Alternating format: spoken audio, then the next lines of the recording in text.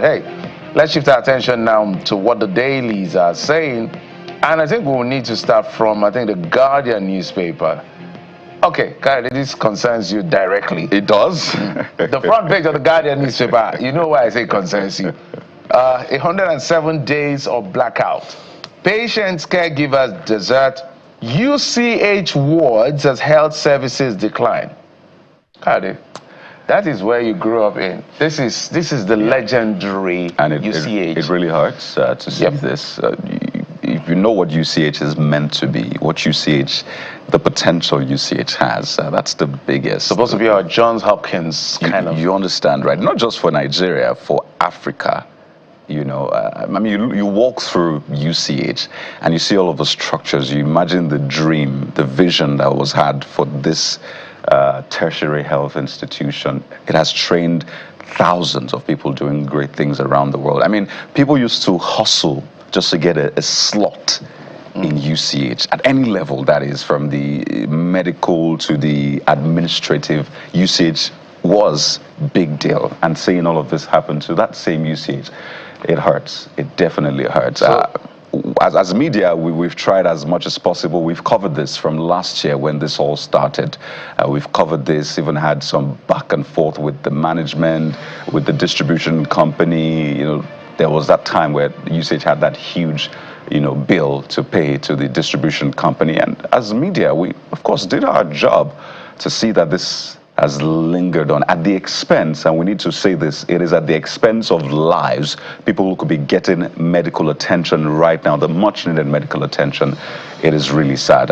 Last week, Jeffrey, it was announced that monies will be given to hospitals, I think about 4 across the country, to develop, at least 4 actually, to develop their infrastructure. UCH was conspicuously missing in that. So it begs the question, has UCH been abandoned altogether? What are the administrators in UCH doing? And I'm talking from the CMD all the way down. What are they doing to ensure that UCH does not become a shadow of a past, which is already becoming right now? It's very unfortunate that one of the shining lights of our health institutions, that UCH, will be having this. I saw generators being brought by patients right, to the hospital. I think it shouldn't happen. The Honorable Minister of Health, Ali Pate, Professor, I think something has to be done to take this embarrassment away. I don't know what the reasons are. Perhaps UCH will be able to explain, but not being able to pay their bills and all of this, or whatever it is that's responsible for this, is totally unacceptable. This is health facility. This is basic.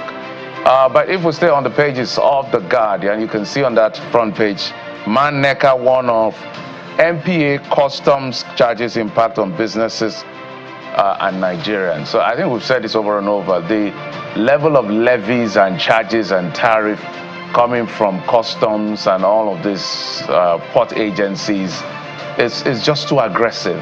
The people, the players in that space, I know people who do business around that space, they are complaining, it's biting hard. So some of the allegations of even corruption within the space as well, everything has to be investigated. So whatever is being done, please, businesses need to survive. The economy is already hard enough. Adding more to their pain is totally unnecessary. So Mr. President has to do something. We know the revenue drive is good, but if you kill businesses in the process, I don't know how that makes sense. Let's go to Kaide. You have the next one. It's just to say that if you look to the health sector, you see the challenges. You look at businesses, you see the challenges. I think also this is a time we need to, I don't want to say declare a state of emergency, but act in that sense. There is a very present emergency on our hands, and we need to ensure that they are resolved, I should say. This Nigeria is the next, and it focuses on deportation on the front page of This Nigeria. Today, February the 10th, 2025. $20 billion U.S. Nigeria diaspora remittances at risk. Stakeholders warn unemployment may rise with return of illegal immigrants. Urge FG to improve on infrastructure, health, education. Push for industrialization to create jobs. So yeah, that's that with that. But obviously there will be a lot of impact on Nigeria's economy. $20 billion US. I know some might say this is a selfish way to look at it, right? Like, why is it just the remittance? What about the livelihoods of these people? But clearly, I think what has been said time and again is just clear to everyone. You build your economy, build your country, so you will be the destination for others, and you will not be the exit point for people. It's as simple as that. So that's the front page of This Nigeria. I'll just take one for you, and that's a picture on the front page. It says dignity in labor. What you see on that front page is a very touching picture of a physically challenged person selling pure water on the pedestrian bridge in Abuja, Lupe, Abuja. Jeffrey, look at that. Yeah, so just beautiful to see that despite the challenges he's facing, he's trying to do something.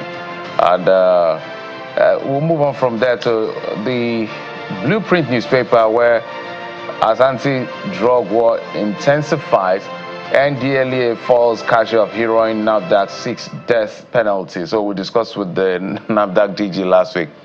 She was on fire, literally saying she wants death penalty for all these people that manufacture fake drugs. And so a lot of anti-drug